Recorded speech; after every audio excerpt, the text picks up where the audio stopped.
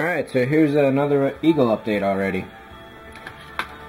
This is the original back piece that came with the kit. This is accurate to the studio model. What they did from there, Brian Johnson, was to take a pair of 1/24th Gemini astronauts. I think it was a Rebel kit, maybe Monogram, maybe Airfix, I'm not sure. They just glued them to the back here, and that was it. So obviously I'm taking this a little further. And I initially thought this was the floor, and then I discovered, of course, that this is really the way it goes. Another thing I'll mention while I'm on this part is that this is supposed to be, the 44-inch Eagle is supposed to be 1/24th scale. So a 6-foot person at 1/24th is about 3 inches right up here. So even at this level, obviously no one's going to fit through. And this makes the entire command module just about 8 feet tall or so. This door, however, is more accurate to a 1/36 person, which is about 2 inches. And I'll talk more about the scale here. So obviously 1/24th isn't going to work in this case. 1/36 at the floor I've got is not too bad, but this is the pit. But to actually put it on the floor, you're looking at closer to 1/48th, which of course is half of 1/24 scale. That's for standing purposes. I'm guessing Martin Landau is probably about 6 feet tall. So this person at 1/48th is 1.5 inches tall. However, in the seats you can go with up to a 1/36th, possibly a 1/30th, but clearly for the seats, there's no way you're fitting a 1/24th person in there. So the inside of this kit has to be cheated pretty severely. 1/48th to 1/36th, possibly 1/30th, somewhere in that range. So with that in mind, I'm proceeding forward. This is a case where the studio model never fit the actual set piece that was actually filmed on with real people. That's the way that goes. But I have fit an accurate interior in here, or at least I'm going to be fitting an accurate interior. This right here is my first scratch-built piece. This is pretty much final the way it is. I've got to do a little sanding on the seams. I may put an additional panel over this with some kind of, I don't know, Space 1999 sort of grill work. You know, just like the back door has all those indentations, I may do something like that for this. So basically I had this balsa wood sitting around. Cut it off, figured out the general height of everything. It's about 1 inch by 3 inches.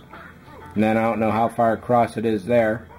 But this balsa wood pretty much simulated the floor pretty well, so I just went with it. There's 2 rails on this side, or metal strips, and this is going to be a black grip mat sort of thing. And then on the inside I just threw a bunch of right angle pieces in here to give it some stability.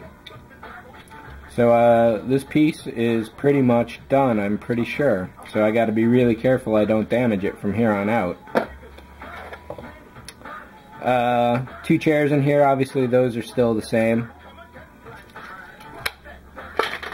But whereas this sidewall I had thought did this angle where it goes steeply down and then evens out, it's really the opposite. This flat part here is going to be the 2 rows of tile, and then this is all control banks. Next thing I did on this over this evening is to go with some more final pieces, which kind of surprised me, but I'm happy to get them to that point.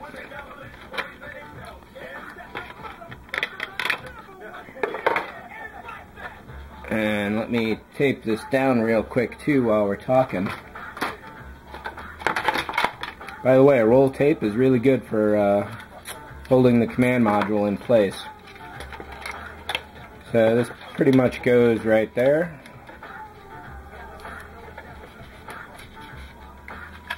And then this one goes pretty much right there.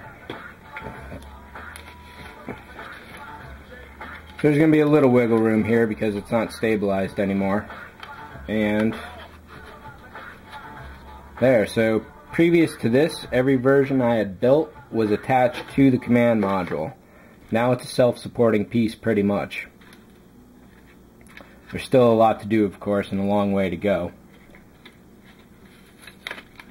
Taking this roof piece off, this is pretty much the final floor piece.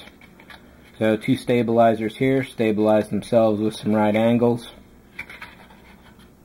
This wall here is one of the first pieces I ever created for this kit, thinking it would be necessary. However, it's really not. But it does act as a good light blocker all along this seam, so I kept it. What I'm going to do next, since this is so flimsy, is to put some putty around here and thicken it up. This is going to act as a shelf for any electronics, and then of course there's plenty of room down here for more wiring and lights. Up in here on the ceiling, I think this inner piece here is going to be cast separately.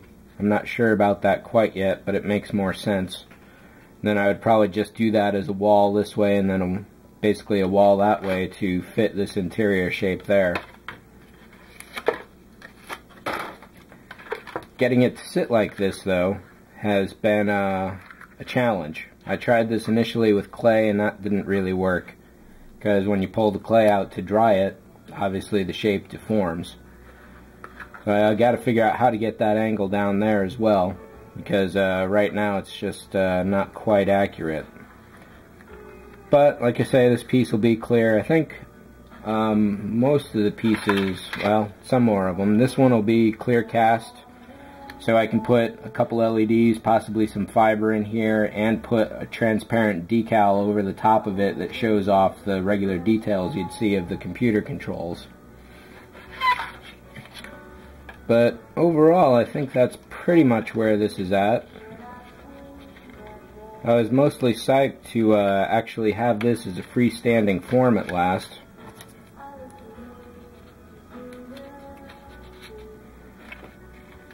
Looks kind of funky like this, of course, but there we go, that's a little better.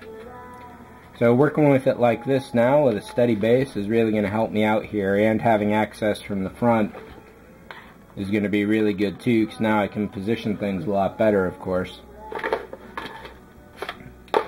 Already lost the other chair.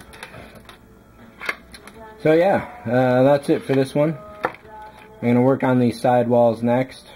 Eventually I'll have to cut some window partitions for the upper ceiling there. Got to work on this front control panel, and then of course there's the really massive control panel which goes across the front just below the windows.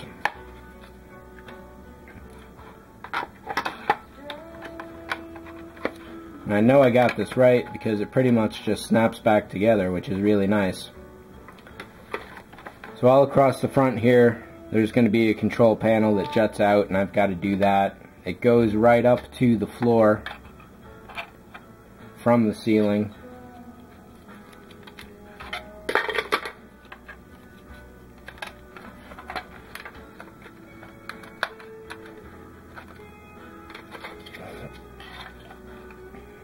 So it'll come straight across there, and then it'll dip down, up, and then back down again. So I think that's pretty much it. I really got to get my screen capture software working a lot better. Print screen likes to flake out on me every few reboots.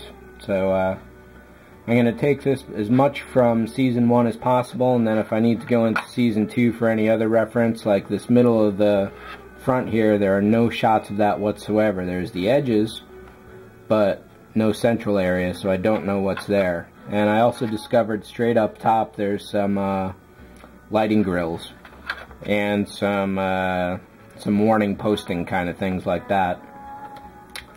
So that's it for this one. I'm definitely psyched about this piece right here.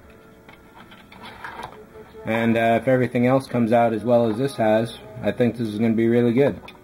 I got to figure out how to cast this, so I'm not, I'll probably cover this up somehow, because that'll take a lot of resin, unfortunately, but that's the way that'll go. I was thinking I could glue this into the floor as well, but I'll leave it freeform so I can really get it centered later on once I actually get the walls and the chairs and everything in there. There's a couple control sticks that go on each side of there as well. So that's it. Take care. Thanks for watching. and I'll see you all later.